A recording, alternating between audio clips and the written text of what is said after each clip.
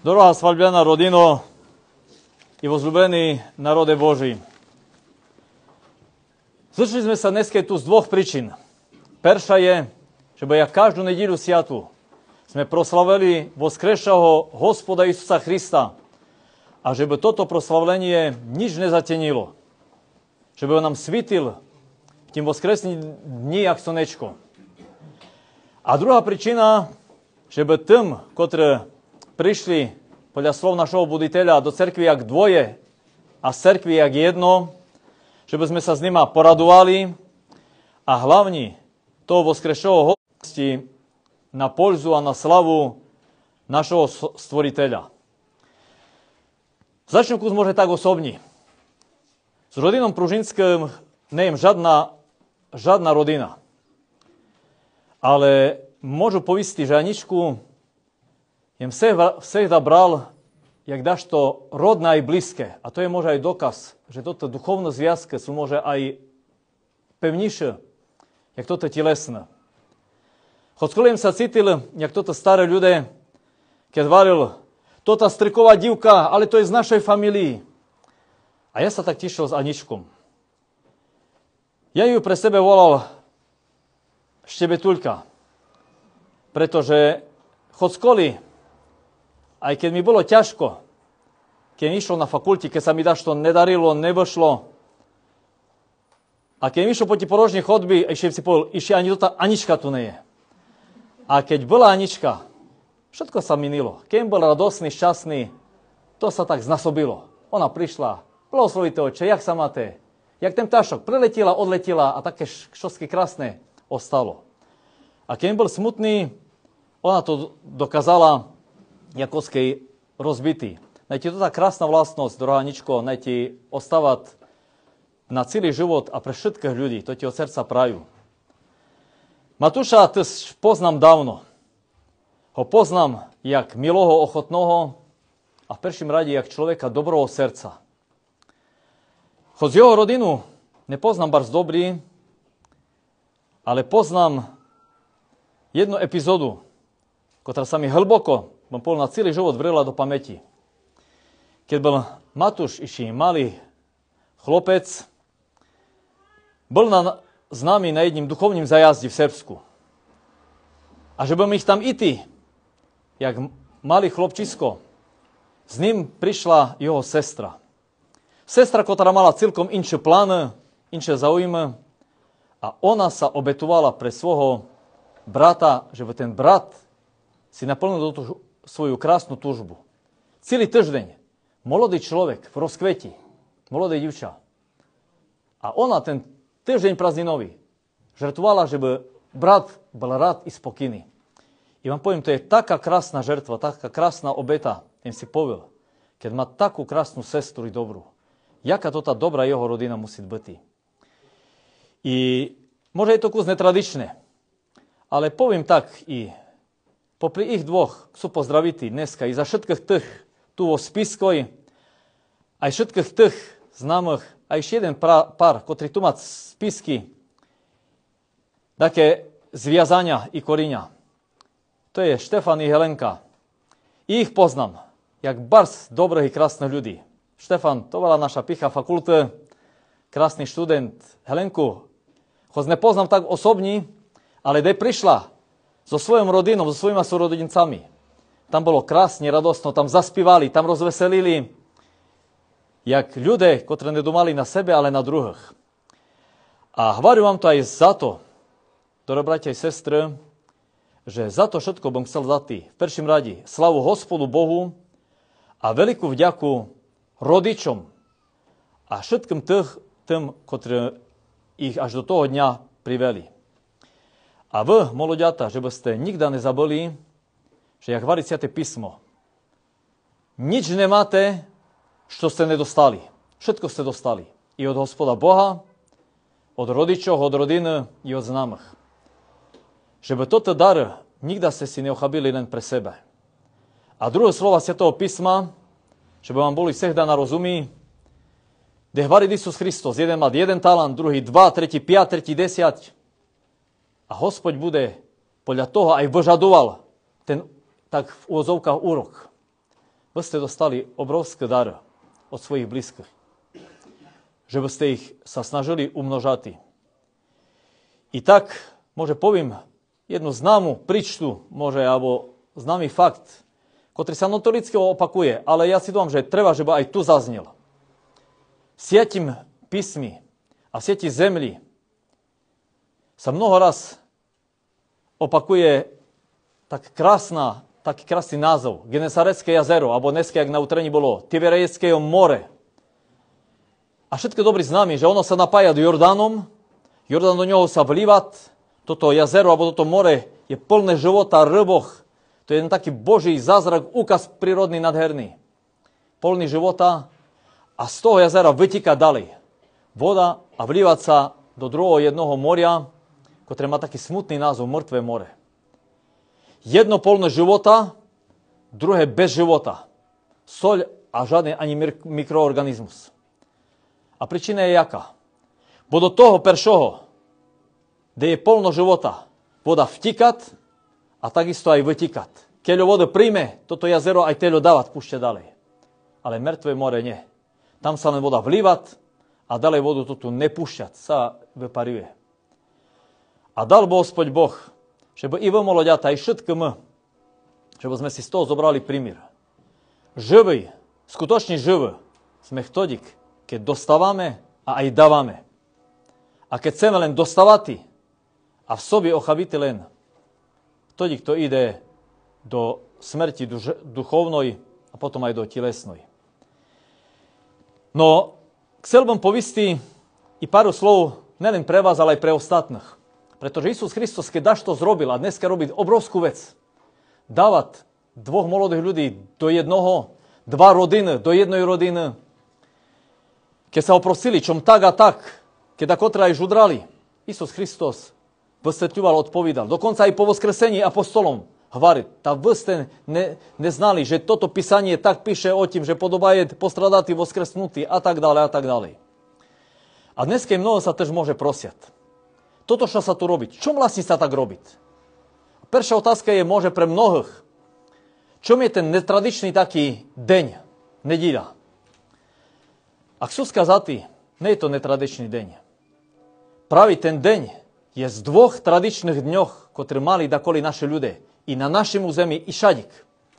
Vstehda svadby boli nedíľu a ponedíľok. Ešte aj v tých spívankách ľudových. Poberem si v nedíľu, majú Boha nadiju. Poznáte to mnoho. A čom toto 2 dní? Čom neostatné? No jednoducho.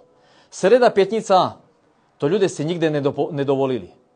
Že by svoje najväčšie šťastia v živote, manželstvo, spojili s najväčším nešťasťom v ľudským rode. A to bola sreda, koli sa zradil Isus Kristus, a pietnica, koli sa rozpial Isus Kristus. To ich ani nenapalo.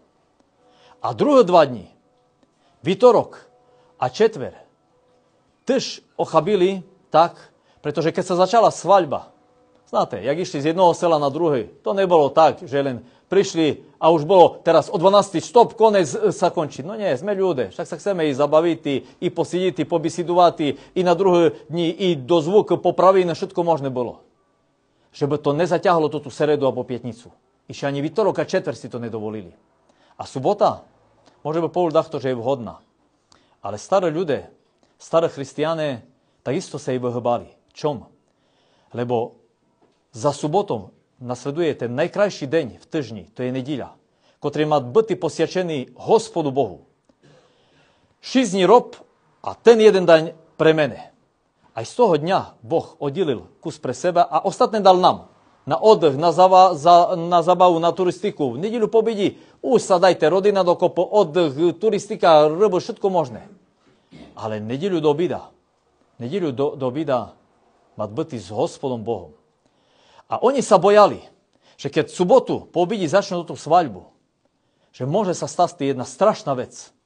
Že toto moloďata, ktoré prídu po blahoslovenie k Hospodu Bohu jeden deň, na druhý deň, a to je prvý deň manželského života, môžu začať s hriechom, že neprídu do cerkvy. A keď aj prídu do cerkvy, keď sa prekonajú, a ja poznám mnohých takých krásnych, čo to zrobili, jaká to tá služba bude? Tam už človek celý sebe nemôže dať. už len čekať, už sa mu drime, už je unavený. A toto najhlavnejšie, čo je v tým dni. Pričastiti sa našeho voskresšeho Hospoda Isusa Hrista. No jak? Keď celú noč jen previrgal, pretancoval, jak i ty na toto tajnu? Opačný, to je normálne. Pričašťuj sa z Krista. S Christom je všetko krásne, blahé a už môžu i tancovať, i radovať sa. Christos perši a na ním všetko ostatné sa staviať. I moje šťastie, rodina i tak ďalej. A všetko ide po svojim šori. I za to oni si dali toto 2 dní. Nedieľa a ponedíľok. A mnoho si povedia, dobrý, ale dneska máme inú dobu. Ponedíľok je pracovný deň. A ja odpovím, ale nedieľa je 1. Pracovných dní máme 5. Z tých 5 dňoch nemôžeme 1 poobetovať. Radšej obetujeme 1 deň zo celého týždňa, ktorý je 1 deň zasvetený Hospodu Bohu. Ja sa radujú, dobré brati, sestre, že sme tu nedieľu, že sme tu na služby Boží, že sme tu kolo Krista a daj Bože sa vám všetkým poradovať i priti hostini, priti zabavi. Żeby tak bolo, jak je to i blahoslovené, i po Božomu zákonu, i po našomu ľudskomu. Druhá možná otázka je, dobrý, je to nedieľu najbude, ale čom je to tak všetko komplikované? Čom nekonečne 3 hodiny aj vecej to má byty? Perše, čo vám poviem, vôbec to nie je dlhé. Lebo staré ľudia mali takú príslovku, že daj Bohu aspoň takú úctu, aspoň takú, hoď by mala byť oveľa väčšia, ale aspoň takú, jakú dávaš ľuďom. Nedovol si dať menšiu, jak ľuďom. Aspoň na taký najbude úcta ku Hospodu Bohu. A podomajme si, my to tú hostinu máme keľo, 3 hodiny? Nie. Ideme a spívame, jak sa varí až do rána bilohu a čím ďalej, a iši jedno kolo, a iši. Normálne. Što sú to oproti toto 3 hodiny? Te príjeme ku Hospodu Bohu. Nič. Ešte ani toto nemáme vyrovnané. Toto ľudská radosť so tom Božom úctom. Ale najkeľo je, teľo je. Naj Hospodь Boh nám pomôže, že sme sa dali tak, jak sa varí vojaci so silom dušom i srdcom do tej molitvy. A druhý môže názor je, tak dobrý, chod je to nedíľu alebo tak. Môže by bola služba do obida, po obidi môže byť čanka, dali by sme si učese dokop, nohti dokop, všetko možné rob. A teraz ráno skoro vstávať, ponáhľať sa tak ďalej so službou, našo toto komplikovať všetko tak ďalej. Ja vám tu povistí mnoho vecí. Historické, ekleziologické, liturgické, mnoho. Poviem vám jedno, ktorá sa mi najviacej páčila, je hlboko ľudská. Hovorila mi to jedna pani, ktorej už terajší žať, keď si chcel brať jej divku, tak ju prosil, že by bola nedieľa so službom. A ona mi to rozprávala a hovorí tak. Ja mu besidujú. No náš to komplikuješ. Majme službu, potom majme si každý naj sa dá do poriadku, potom po obidi máme už školy, už keď to tu nedieľu, už dáme si to tu vinčanku. No čom to tak trváš na tom? Čom ti na to tak ide? A hovorí, a ten mi žať mi povedal jednu vetu, ktorá mňa celkom ozbrojila. A hovoril mi, znate, za to, že tužu bym chcel, perše, što bym chcel v manželskom živote zažiti s vašom dcerou, je to, že by sme sa pričastili, že by sme prijali Isusa Hrista. A hovorí, tým sa všetko skončilo, tým mňa ozbrojilo. I ja sa tešu, že dneska, daj Bože, na tým staviate a prajú vám, že by ste staviali na tým celý život. Základ je dobrý, ale minulý týždeň bolo Evangelie krásne, kde hovorí apostol Pavel, jak až to máme na tým staviati.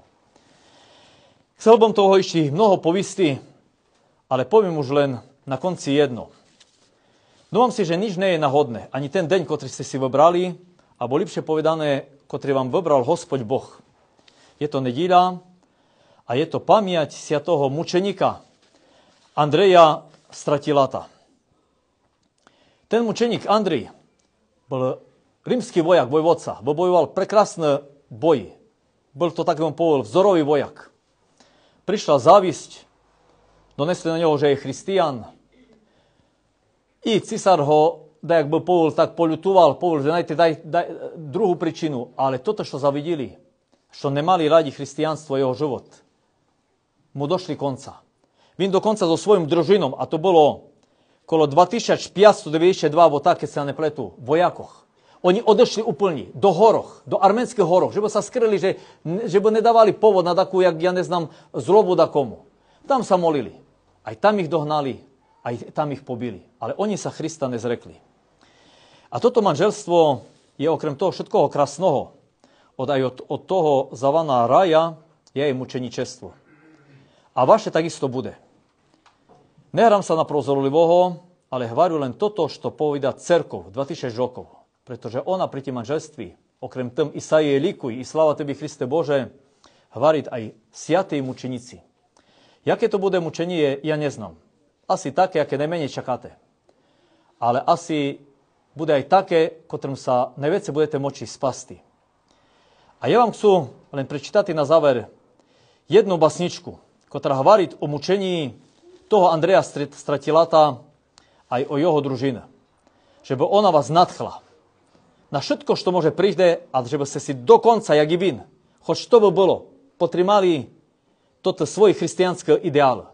I pred carami, i v horách. To je jedno. A hvarí sa ti basni tak. Tauruské hory si dávnu piesen spievali a ľudské hlasy ani piesne oni neznali. Až jedného dňa sa čosi zvláštne stalo, čudné hučanie sa tu ozývalo. Zatichla už hora, pozorne počúva, každá skala i strom tým zvukom načúva. Veď v tých horách zvučia hlasy mučeníkov, veď tu sú modlitby slávnych bojovníkov. Tu je chrabrý koniec Andreja družiny, ktorá padla iba z jednej príčiny. Hoď za rímsku ríšu oni bojovali, no kresťanskú vieru pritom vyznávali. Nebojte sa, bratia, toto je boj pravý, aj keď všetci dáme dolu z krku hlavy. Ak sme sa nebali útočných Peržanov, nebojme sa ani tých rímskych pohanov. Preto najprv, bratia, kľaknime vo spolok, s modlitbou na perách privítame útok. 2000 chlapov klesli na kolena a potom začala poprava šialená. Meča a kopie hrozivo svišťali, pery mučeníkov modlitbu šeptali. Počúvali hory, skaly aj strom tie zvuky, pozeralo nebo z hora na tie strašné muky. Otvorilo dvere raja, by prijalo hrdinov, mučeníka Stratilata aj s jeho družinou. Naj vám ten príklad.